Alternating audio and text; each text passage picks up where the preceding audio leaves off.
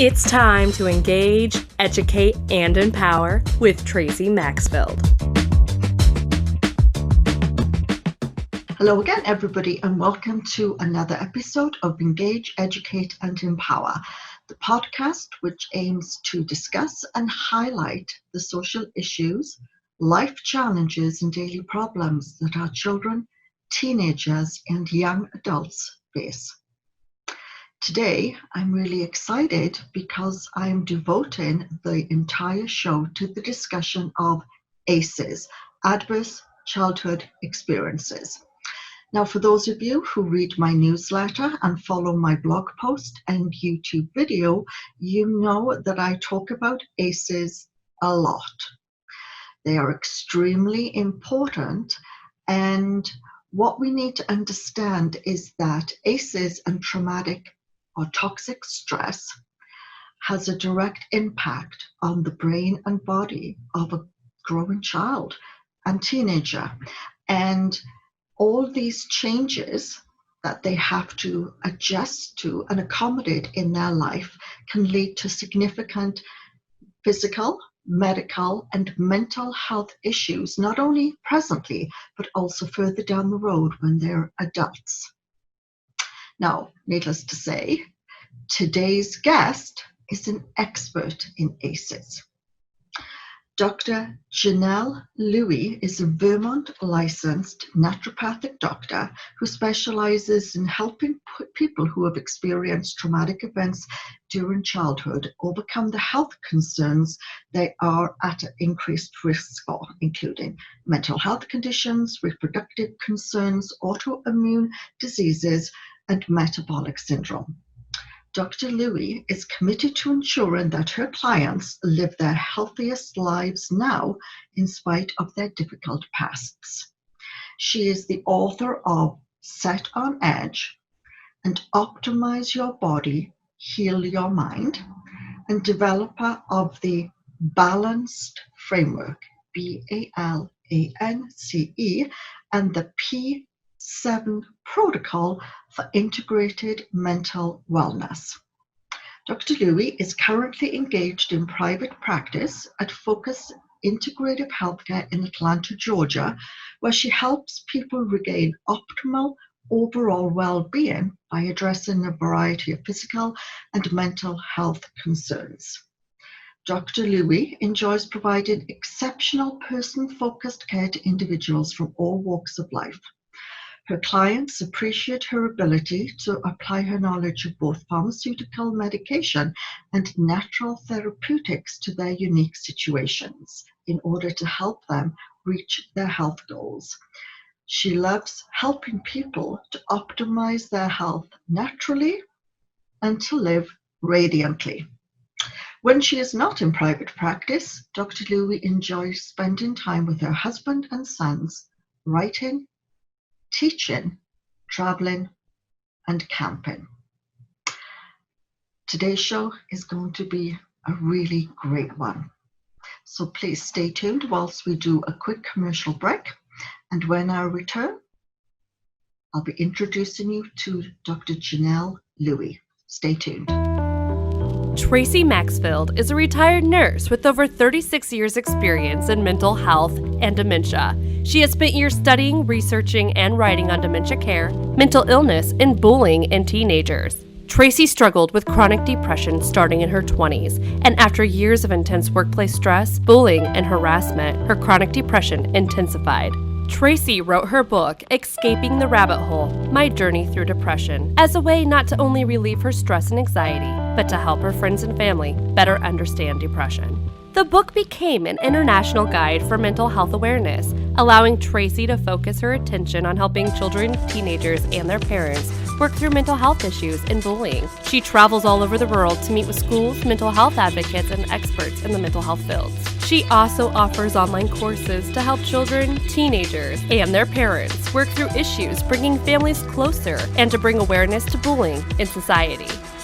For more information on Tracey, her mission, the show, Tracey's book, and offered courses, visit traceymaxfield.com. You can see the latest news on mental health, upcoming guests on the podcast, read Tracey's blogs and articles, and more. Plus, follow Tracey all over social media on Facebook, Twitter, Instagram, and YouTube to watch the podcasts. See her daily messages and motivation and learn about each podcast guest and experts. Plus, while you're on the website at traceymaxfield.com, be sure to sign up for the free monthly newsletter.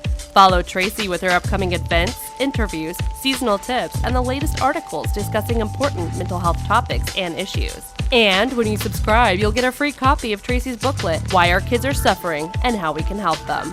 Just go to traceymaxfield.com.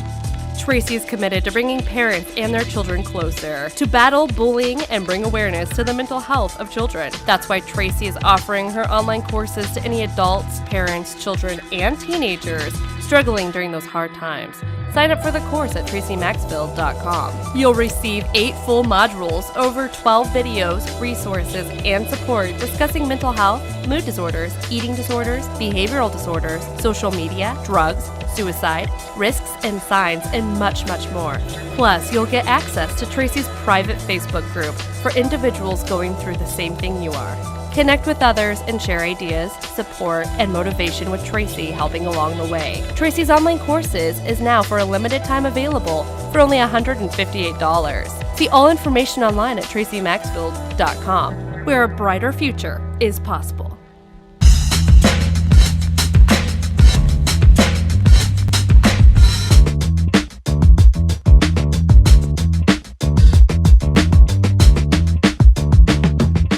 And welcome back, everyone. And as promised, I'm absolutely thrilled for you to meet Dr. Janelle Louis. Thank you so much for agreeing to be on the show. I'm so excited today. Thank you for having me. So as I mentioned in the intro, Dr. Janelle Louis is the expert on ACEs. And so let's begin. For those who are watching thinking, ACEs? What exactly does that mean, even though I've told them? Can you tell us, what are ACEs and why are they so important? Okay, so ACE is actually an acronym that stands for Adverse Childhood Experiences, and they're basically any experience that a child goes through that chronically elicits the stress response. So you may have heard of fight or flight, which is usually referred to as far as talking about the acute arm of the stress response. But here with ACEs, we're talking about the chronic arm of the stress response. So this is a situation where a child is in some sort of situation that repeatedly occurs. So it's either something that happens once, but the effects of it continues throughout their life, or it could be a situation that happens repeatedly. And every time that it happens, or every time the child thinks about it, their stress response is activated within their body. And ACEs are so important because they significantly increase our risk for various physical and mental health concerns, even through into adulthood. Yes. Beautifully said. And so just for some of our viewers, ACEs include childhood abuse and neglect.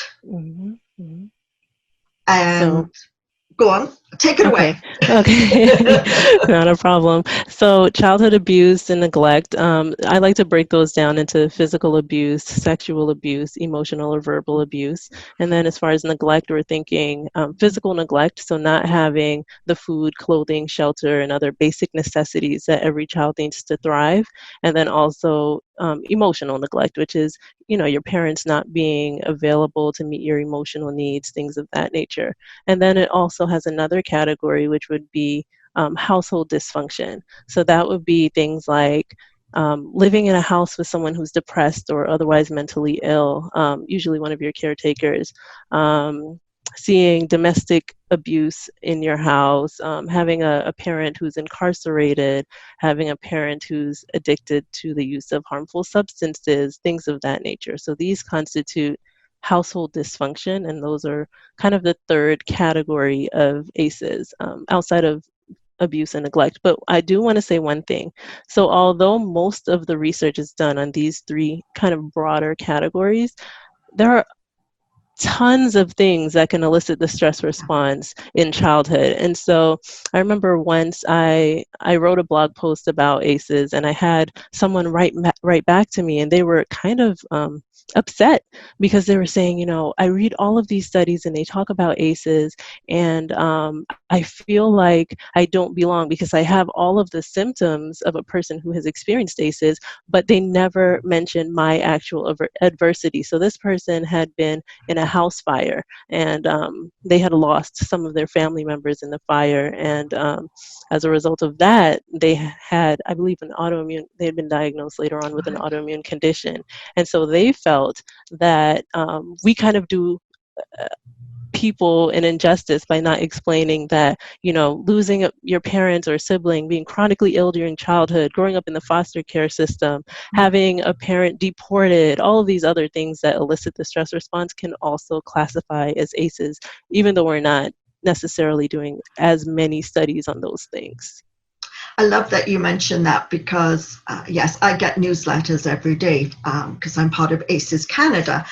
And last week, I actually received a newsletter which said that they're now taking into consideration just what you mentioned, and also that they're now including bullying as Yes. one of those traumatic events. And I think that's important because, as you know, right now, our poor kids are experiencing like a bullying epidemic.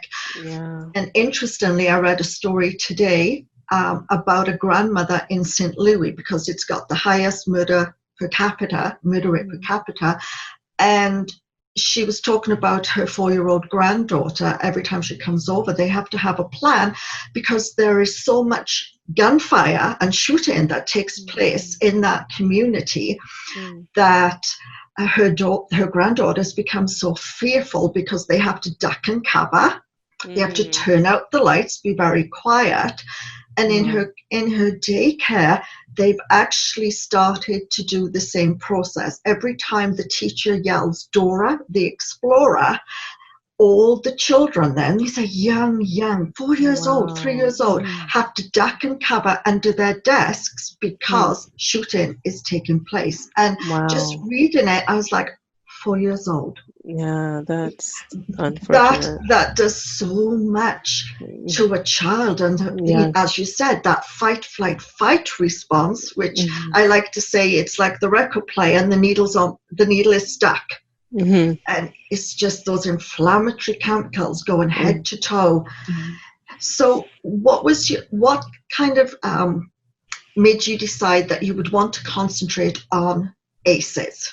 Okay, so I grew up in a situation where my father was habitually unfaithful to my mother, and as a result of that, my mom, she suffered with significant anxiety, depression, and panic attacks. I remember my mom being, from time to time, so impacted by her mental health that she would get up and try to go to the restroom to maybe take a shower or something of that nature, and she would feel so overwhelmed with anxiety and panic that she would feel that if she doesn't run back to the bed and lay down right now, she's going to die. Oh my And goodness. so my mom, I remember my grandmother coming over to sponge bathe my mom because she couldn't do very much for herself during these times.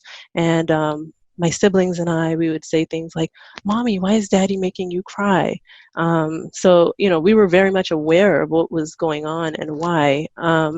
But I had always wanted to be a doctor, but I never really thought about naturopathic medicine.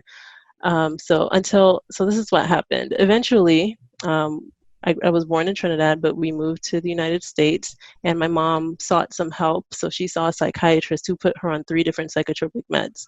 Oh dear. So after a while of being on those drugs, my mom said to me, she said, Janelle, I've noticed that I have more anxiety, more depression, and more frequent panic attacks now that I'm on these meds than I had before. So she said, I want to get off of the meds. So I said, okay, Mom, I'll go with you to see your psychiatrist and we'll just tell him. So we went and we told him, and he was not happy about about what she wanted to do. But after a while of talking with him, he agreed to give us the weaning protocol. So he told us how to wean off of the meds, and we left there really happy and excited. My mom was able to wean off of the first drug.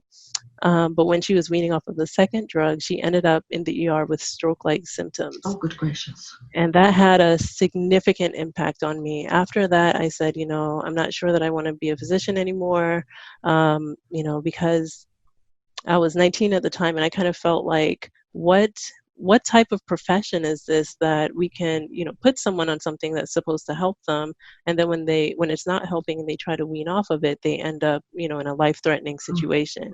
So in my 19-year-old brain, I couldn't really reconcile that. So I felt like, even though I was a pre-med major, and I graduated that same year with my bachelor's. I graduated early. I decided that I didn't want to go to medical school anymore, so I took a break. I took a year off, and I traveled, and I just tried to figure out what I wanted to do. And it was during that time that I met someone who was a naturopathic physician, and she told me more about her approach. She told me how she works with the body instead of, kind of forcing the body into submission. And when she explained her approach, it made so much sense to me that I said, you know what, this is exactly what I want to do. And so I reconsidered what I wanted to do, and I ended up applying and enrolling in naturopathic medical school. Now, how I ended up focusing on ACEs, when we started our practice, the first few patients that we saw, I started to see a common theme of childhood adversity leading to these various conditions. And so I started to do research because I was like, this is really interesting, And the more research I did, the more kind of amazed I was, because we didn't necessarily learn these things in school. And the more I did the research, the more I kind of was finding, kind of understanding my own self, I was like, oh, okay, so that's why I do that, and things like that. So I talked with my mom about it. And when I talked with my mom, she told me, so this was kind of the conversation that I had with my mom that made me realize, you know what, this is what I'm going to do. And I feel like I'm really in a position to make a difference as far as spreading awareness about ACEs is concerned. So I talked with my mom, and I shared with her the effects of ACEs on physical and mental health. And she told me, she said, you know what? She said, Janelle, if I understood the effects of ACEs on my 3 children during that time period when I was, when she was still married to my biological father, she said, I would have done everything that I could to get you out of this situation and to free you from the effects of these ACEs. And when my mom told me that, I really believed that she was serious. I knew that she meant it, because when my mom told me she was going to regain her mental health, she said she was going to, and she did. My mom's that type of person. When she says she's going to do something, she does it. And so when I realized that, like, how strong her resolve was, I realized that there are many other women who are just like my mom, and that if they understood the effects of ACEs, they would do everything that they could to get their children out of those situations and to kind of break the cycle in their own lives, because oftentimes, we experience ACEs, and then that's why our children, that intergenerational trauma. So I felt that, it was kind of my duty to educate more and more people about the effects of these different things that we can go through in childhood, so that we can effectively help reduce the incidence of ACEs. And that's how I focused my practice towards this. I love it. And it is, I keep stressing, I think every single podcast, every time I always throw ACEs into it, because people, I think they need to have more awareness of what it can do. And I mean, certainly it's not a very nice world out there right now. And we know already that most children globally have 1 ACE already. More and more, even before they become adolescents, actually have up to 3 ACEs. I came from a very abusive, dysfunctional childhood. My ACE score is 5. And it was actually only when I experienced my depressive episode in 2015 when I fell down the rabbit hole and was actually like, I hit hell, for want of a better word. And it was only as I started to heal and recover, and then I started doing this work for children, I suddenly realized what my ACE score was, and I kind of looked at it and thought, well, of course you fell down the rabbit hole. Mm-hmm. It's that, well, yeah, it all makes sense. Mm-hmm. And so I think the more we talk about ACEs, the more we can actually help the problem upstream before we're dealing with them downstream, where it's the catastrophic health issues and the emotional challenges that they're dealing with. So you've developed the balance framework and the P7 protocol for integrated mental wellness. So can you share with us, what is the balance framework?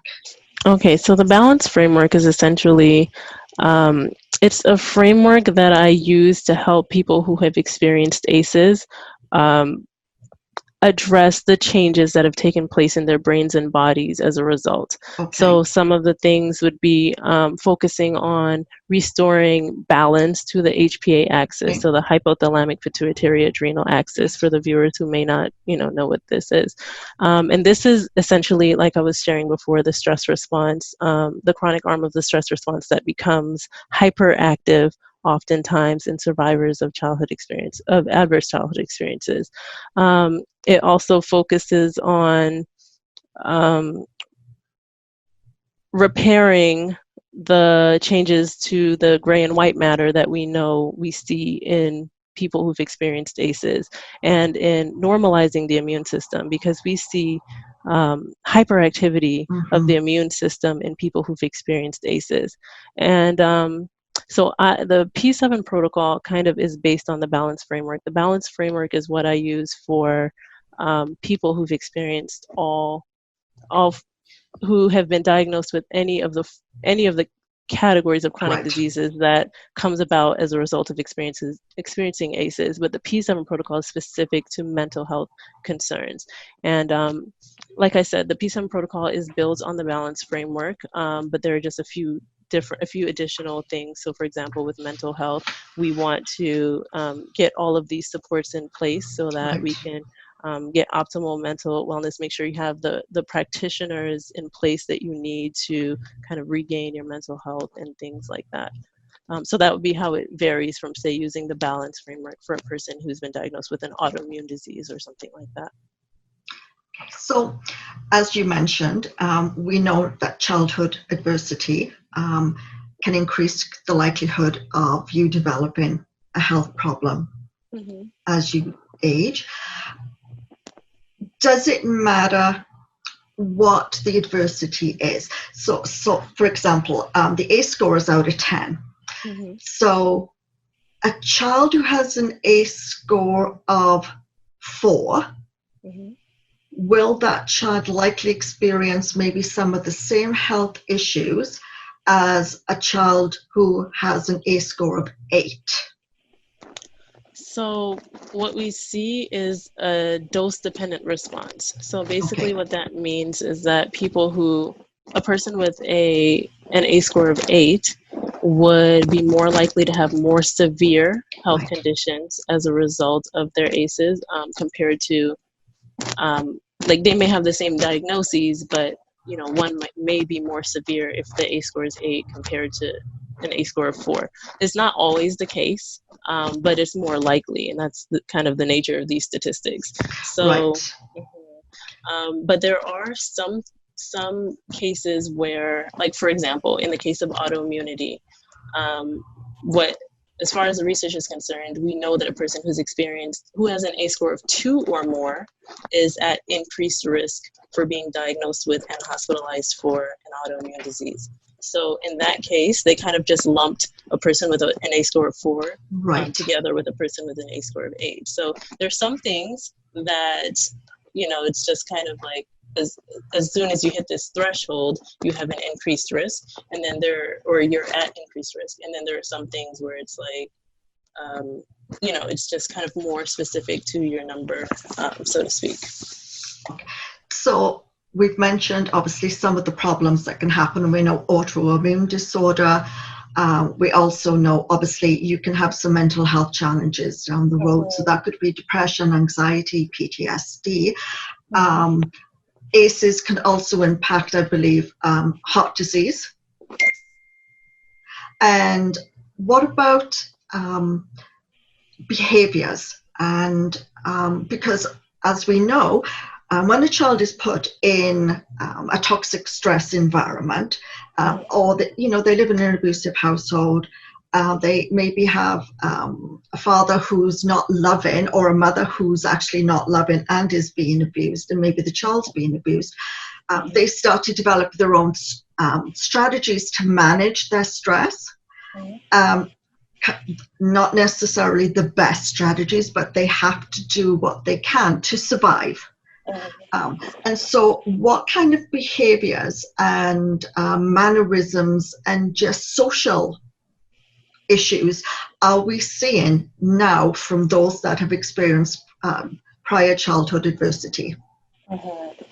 Okay, so it really depends, again, on kind of the, like you were suggesting, on the environment that the child grows up in. So, for example, if a child grows up in a situation where they are, let's say they do really well in school and they're constantly being praised by, say, their teachers or, someone relevant for their intelligence and things like that.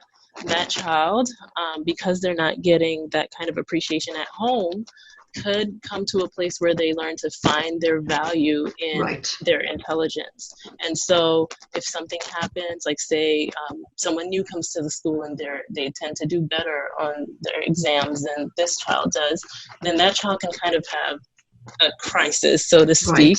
And they can fall into depression, things like that. So with that, I would say it's kind of like a behavior of perfectionism. Because you find your value in this thing, you feel as though you have to be perfect. And a lot of times these people, when they grow up to be adults, they live in constant fear that people will find out that they're actually not that intelligent, that they're actually not worthy of this praise and things like that. And they, not to say that they aren't worthy of these things, but they believe that because of this. Yeah, exactly. Because of this whole, because, their parents never gave them these, never really affirmed them in these various ways. So that's kind of one thing that I call it pathological perfectionism. Yes, and, perfection, yes. Yeah, Big problem. Yeah, so that's one way that it can, impact your social relations and things like that. Another way that it can kind of impact your mental health and your social relations is, so experiencing ACEs can kind of lead you to a place where you are highly critical of yourself and of others. So for example, if your parents are highly critical of you, you might find yourself as an adult, if you weren't really aware of anything of these things in childhood, you may just one day be thinking like, why am I so critical of people? And I would bet that if a person is, critical and they can't really explain why, that they probably experienced childhood adversity and they probably didn't feel affirmed in their childhood environment. So there's just two ways that, it can manifest.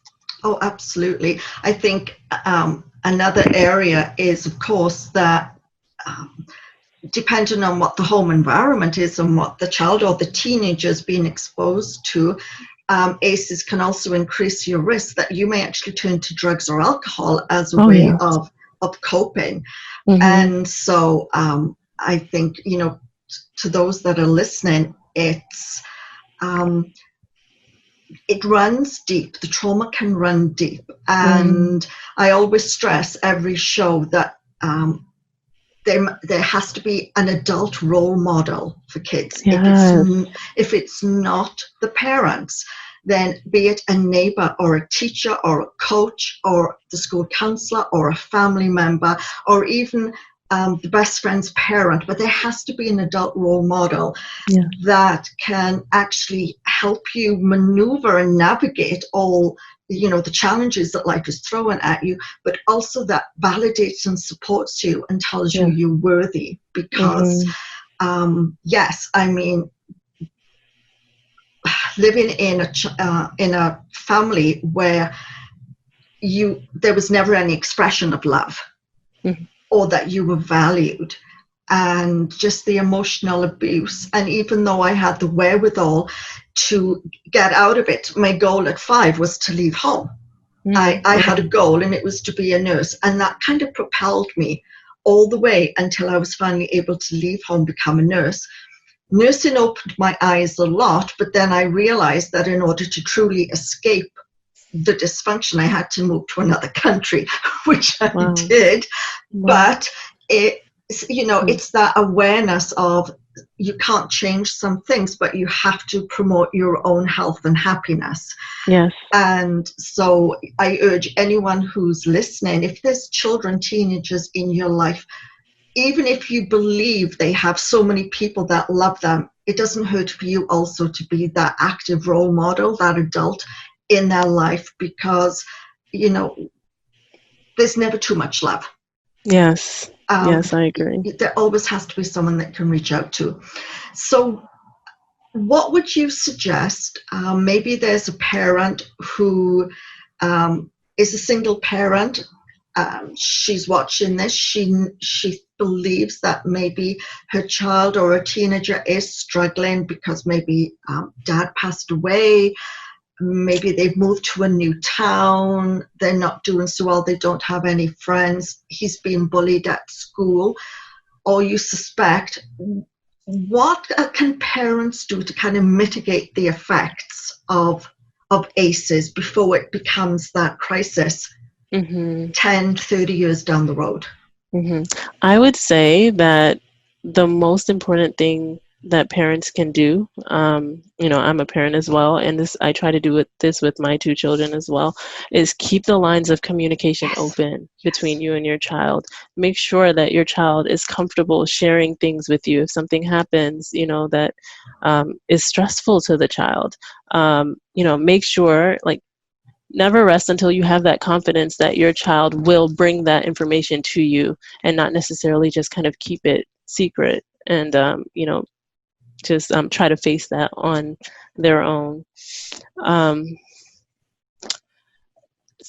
then if you are in a situation where, like you were saying, as a single parent, you may, being a single parent, you may be a person who you don't necessarily have as much time available because you have to work to make ends meet. As you were suggesting, I think it's highly important to make sure that your child has positive role models, positive influences. So get them involved with people that you vet beforehand and make sure that they're trustworthy, and who can kind of fill in those gaps when you're not available. I think that's really important, Absolutely. For optimal development in children, for them to have that positive reinforcement and to have people who they know that they can speak with and confide in. No, I absolutely agree.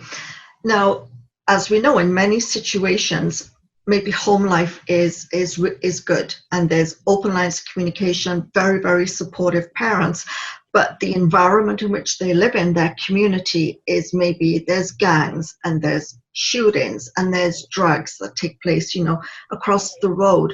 And so this is still kind of an ACE, because it's everything that child is exposed to. So there's that inherent fear as soon as they leave the safety of their home.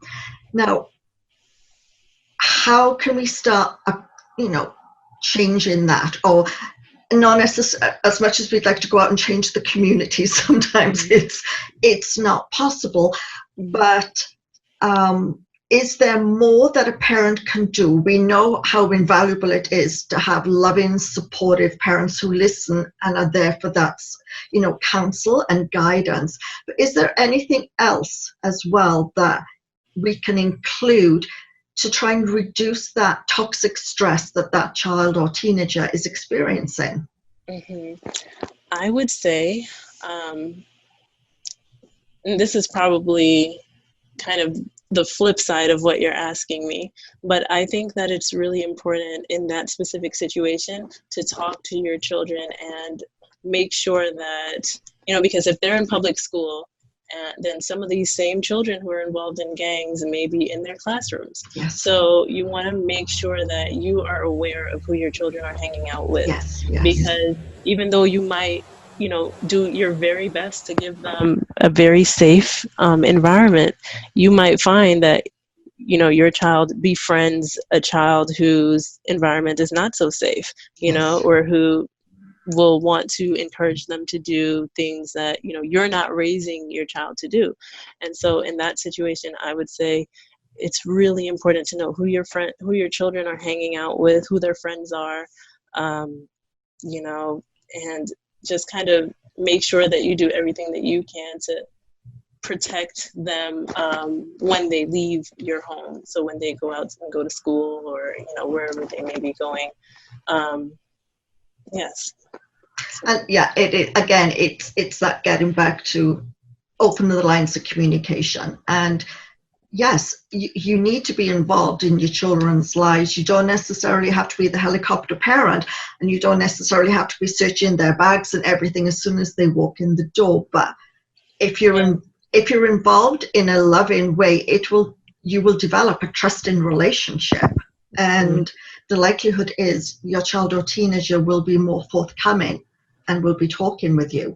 Mm-hmm. So is there a particular age that we see ACEs start to manifest themselves in adults?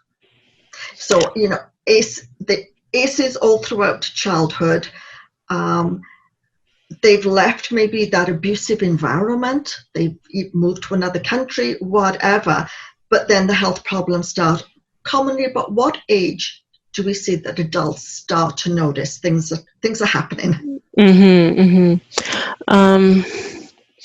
It really varies, because I work with people who, they start to see these effects in their teens, and Right. specifically with mental health concerns, I see a lot of this, kind of beginning in the teenage years.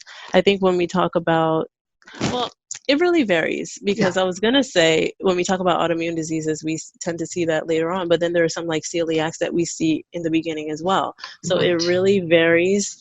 And we know that because of the effects of cortisol on the immune system, people who've experienced ACEs have elevated inflammatory markers even up until 20 years after they experienced the last stressful event. So, this thing is kind of just the effects are just compounding and compounding and compounding. And, we can see a physical or mental health diagnosis at any point, Right. from the beginning of those ACEs all throughout to the end of life. No, absolutely. Well, I was in my 50s, so case in point. So with regards to teenagers that you were seeing, so obviously, without breaching any confidentiality, what kind of illnesses are they presenting with, and what was the trauma that preceded that? So I work with a lot of people who've experienced mental health concerns. I want to say this. So experiencing ACEs can significantly increase your risk for mental health concerns. They can significantly increase your risk for autoimmune diseases, which we've discussed. They can significantly increase your risk for reproductive concerns. So things like fibroids, endometriosis, infertility, things like that. And they can significantly increase our risk for metabolic syndrome-related concerns. So you were mentioning heart disease, things like obesity, insulin resistance, diabetes, things of that nature. And so I work with people who've experienced any of those categories of health concerns as a result of their ACEs. But the majority of people who come to me have been diagnosed with a mental health concern. Okay. So I've seen usually in my teens, I see things like PMDD, and so for the viewers, that's premenstrual dysphoric disorder, which is depressed mood prior to menstruation. So every month before your cycle starts, you experience significant depression. So it's a severe form of PMS. And I see things like bipolar disorder. Bipolar disorder is very common. And then also just, major depression, things like that. And in most cases, all of those are accompanied by some anxiety. But those are probably the most common diagnoses that I see in teens. And the other part of your question was which ACEs do I see most commonly? I'd say in that population, usually, to be 100% honest with you, usually it's either going to be bullying or sexual abuse. Yeah, I thought so. And I am glad you mentioned that because, yes, sexual abuse, I think most people can understand that even if they've never experienced it. But I'm glad that you mentioned bullying because it is a very serious problem. And I have at least one guest per month that addresses issues related to bullying because it is such a prevalent and hot topic. But yes, I don't think many people truly understand what bullying is doing to the brain body, because as we know, right, that they're connected. And yes, and so give me an example. So a teenager comes in and they've been bullied relentlessly. You mentioned mental health problems. Are you noticing any physical ailments that are going hand in hand with those as well?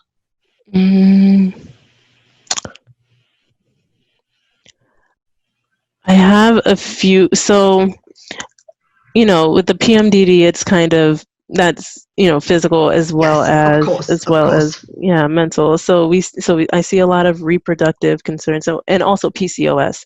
PCOS is another one that comes along with kind of these psychiatric diagnoses.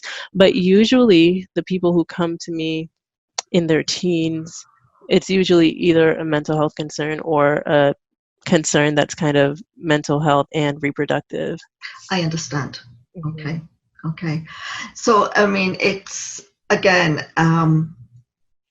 we can only imagine how many kids out there we know that bullying is just, it's become extreme. And so already those kids have one ACE on their card. And depending on the school's response, the community response, and actually the home environment, many instances, chances are that ACE score could be higher if they're not getting the support and the follow-up that they so desperately need. Now, I doubt if anyone's actually confessed to you, but have you actually seen any bullies, any person that has been a bully come in? Because we know they also are going through things, and this is why they have become the bully. Have you ever actually had a bully in your office? That's an interesting question because I don't know. I mean, I could suspect, but they never just come in and say, yeah, I'm the bully.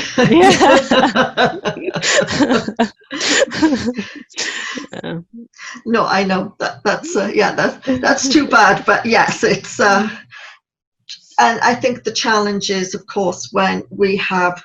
I get a lot of criticism when I come out in support of the bully, and I'm not supporting the actions that they have taken by victimizing and bullying another person. My support and compassion is that I always believe there's a reason behind every behavior. And so if a child is acting out and is doing this to other children, one has to ask, what is their pain? What is going on in their life? And to dismiss it as their lost cause, they're just bullies, they're just mean, leave them be, is like, no, because if they're being abused, we should be there to help support them and move them from that environment. Because I think what many people are not truly understanding is that, yes, a bully will have ACEs, but also they can go on to not really lead very fulfilled and productive lives because of what they're encountering and their behavior.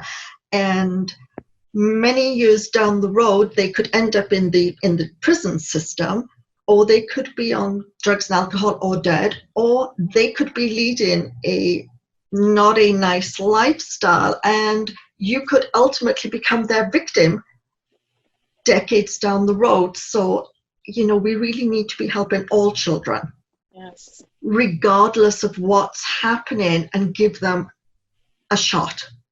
I agree 100%. So, as we draw to a close, what little tidbits of advice would you offer parents, if there's teachers watching, a guardian, family members who has a child or a teenager that's undergoing some stress or has had a significant event, like mum has just died? What would you say to them? Okay.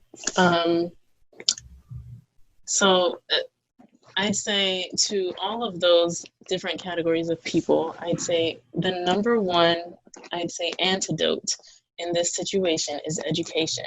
Love it. So do everything that you can to learn as much as you can about the effects of ACEs and to find out, in what areas you can get support. So I'm a huge advocate for seeing trauma-informed practitioners, so people who understand, the effects of ACEs and how they are relevant to your physical and mental health. So as a teacher, if I'm speaking to a teacher, then I would say, start having, my mom's a teacher and she, she has these parent-teacher conferences and things like that. So when you talk with the parents of, let's say, your worst students, talk with them about the effects of ACEs, ask about, if they're willing to share, ask about your students' backgrounds and see what you can see, do the best that you can do to help kind of mitigate that risk and to just kind of spread knowledge and, just share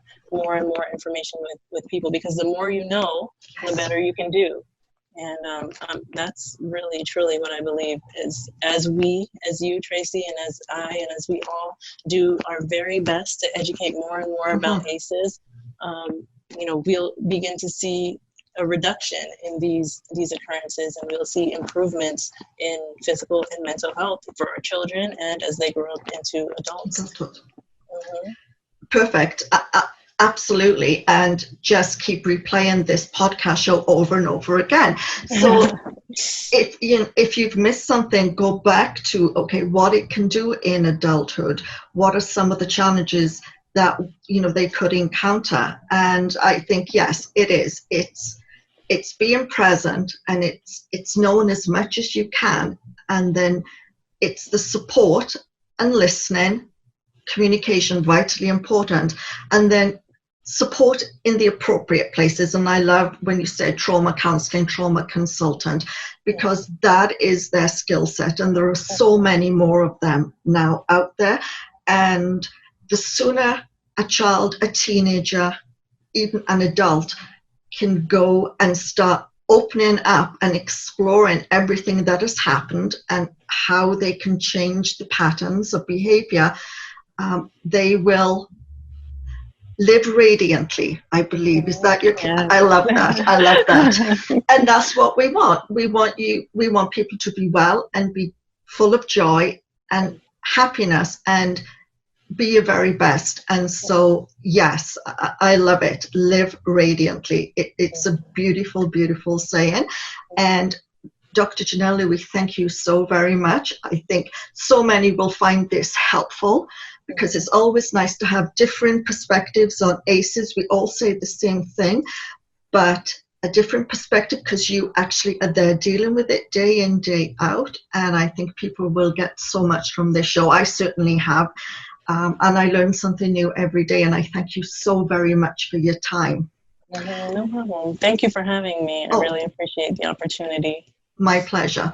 And so we're going to take a very quick commercial break, and actually you'll see all the different links so you can follow Dr. Louis, but also if you need to get in touch or read one of her books, all that information will be up, and I'll be right back. Dr. Janelle Louis is a Vermont licensed naturopathic doctor who specializes in helping individuals who have experienced traumatic events during childhood. She also works with helping on mental health conditions, reproductive concerns, autoimmune diseases, and metabolic syndrome. Despite the difficult past that many may have, Dr. Louis is committed to ensuring that her clients live their healthiest lives possible. She's the author of the books Set on Edge and Optimize Your Body, Heal Your Mind. She's also the developer of Balance Framework and the P7 Protocol for Integrated Mental Wellness. She currently practices at Focus Integrative Healthcare in Atlanta, Georgia, where she helps people regain optimal overall well-being by addressing a variety of physical and mental health concerns. She applies knowledge of both the pharmaceutical medication and natural therapeutics to their unique situations in order to help them reach their health goals. Find her online at drjanellelouis.com and follow her on her social media at facebook.com/Dr. Janelle Louis and Dr. Janelle Louis on Instagram.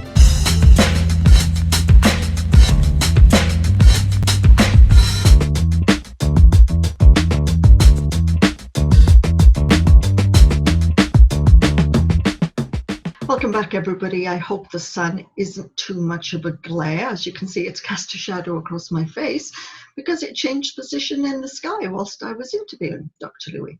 Anyway, I hope you enjoyed today's show. Certainly explained the importance and the significance of ACEs, adverse childhood experiences, and that we really need to be aware of them, not only in our children and teenagers, but also anything that you or I experienced in the past can emerge as a mental health disorder, a physical or medical condition, or autoimmune disorder as you're an older adult. And I can attest to that due to my acute depression that I experienced in my 50s, all linked back to bullying and childhood abuse. Anyway, I will put a link at the end of this podcast for you to go and actually do your own ACE quiz and kind of just figure out what your score is, and it may help you learn a little bit more and also maybe take some preventative action for yourself as well. So I hope you've enjoyed this show, and in the words of Dr. Louis, live radiantly. Self-care is always a priority. Look after your own physical and emotional health, and especially that of your child, your teenager, or if there's a young adult in your life. It is vitally important because, in the words of JFK, children are our future and our brightest hopes for the future. Have a good week, everyone. I'll see you again next week. Bye-bye.